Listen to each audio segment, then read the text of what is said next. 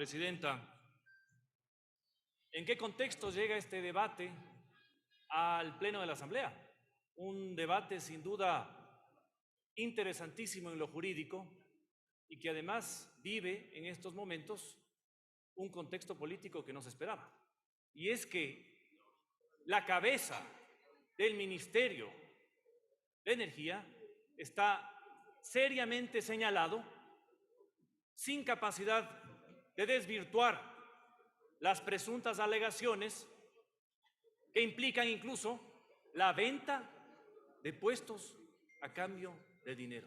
Terrible situación, señores legisladores, en la que llega esta discusión sobre los contratos petroleros. Pero además, con el contexto de que la famosa meta del 1.000.000 de barriles por día que se prometió hace más de un año, no solo que no se ha cumplido, no tiene ninguna expectativa de que se pueda cumplir.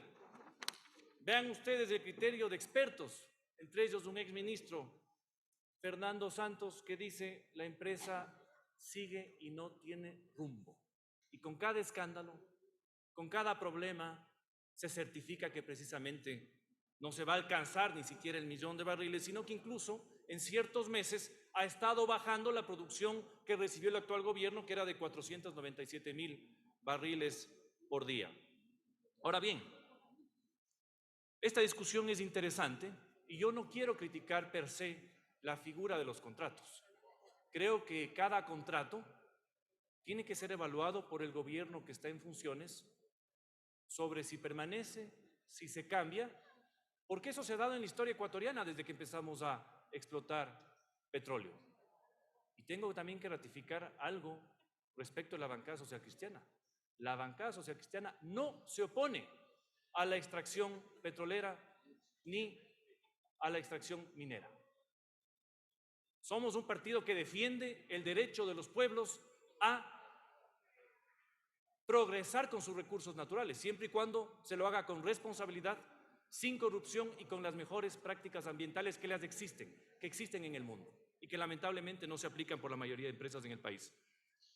La resolución exhorta al presidente de la República, o busca exhortar, a que suspenda y archive todos los procesos de migración de contratos de servicios a contratos de participación. ¿Y qué es lo que pasa en la práctica, señores asambleístas? Entendiendo, como les digo, que esta es una potestad del gobierno.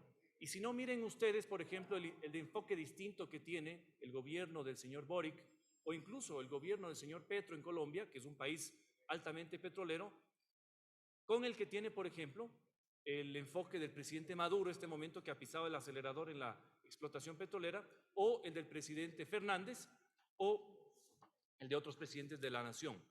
Pero ¿qué es lo que pasa en esta discusión? ¿Qué es lo interesante?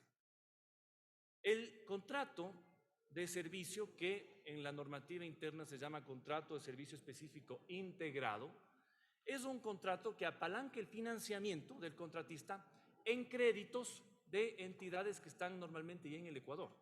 ¿Qué significa en ese sentido? Que no permite que entre capital fresco al Ecuador. Y eso es algo que tenemos que evaluar, porque en este momento el sector está en recesión, más allá de que esté señalado su máximo directivo y que además es el ministerio que curiosamente ha ejecutado el menor porcentaje de todos los ministerios. 5%, señores, de ejecución presupuestaria hasta junio de este año. 5%. Una vergüenza, una vergüenza.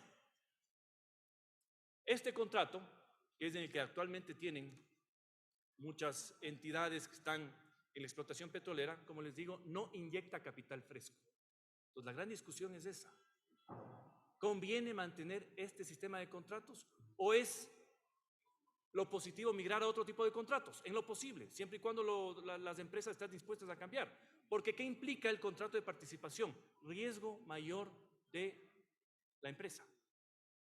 Porque además la empresa ya puede poner en sus libros contables que va a tener una participación en la producción petrolera y eso le permite de alguna manera buscar financiamiento, sobre todo externo.